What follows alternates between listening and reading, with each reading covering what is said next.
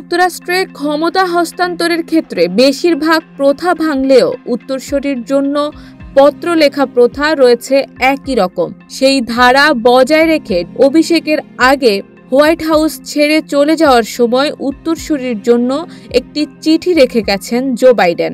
সাদা খামে ৪৭ লেখা চিঠিটিতে বাইডেন কী বার্তা রেখে গেছেন ট্রাম্পের জন্য তা নিয়ে জনমনে তৈরি হয়েছে প্রশ্ন।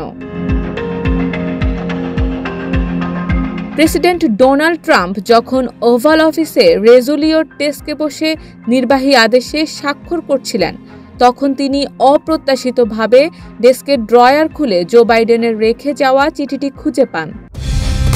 কালার এক্সপার্ট, জর্জ স্যাপ এবং মাইল্ড অন হ্যান্ডস টেকনোলজি সমৃদ্ধ অরিক্স ক্রিস্টাল ওয়াশ আপনার লন্ড্রি এক্সপার্ট।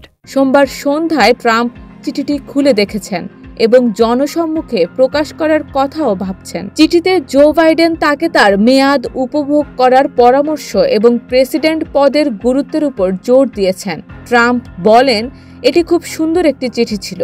এটি মূলত কিছুটা অনুপ্রেরণামূলক চিঠি, যাতে লেখা ছিল উপভোগ করুন, ভালো কাজ করে যান। সবচেয়ে বড় কথা, এই পদটি খুবই গুরুত্বপূর্ণ।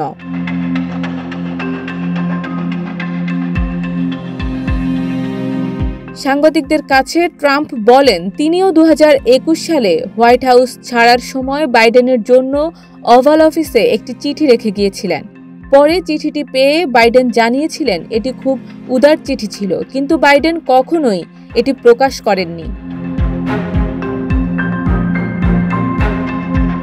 আমেরিকান রাজনীতিতে দীর্ঘদিন ধরেই এই প্রথা চলে আসছে, যেখানে বিদায়ী প্রেসিডেন্ট তার উত্তরসূরির জন্য একটি ব্যক্তিগত বার্তা লিখে চিঠি রেখে যান।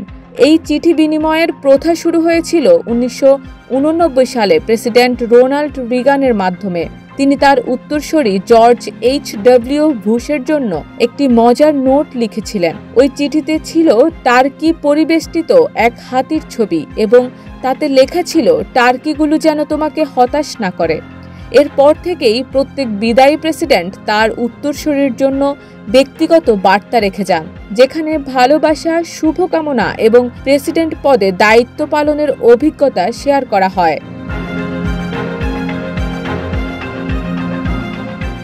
শারমিন নিশু, ঢাকা পোস্ট।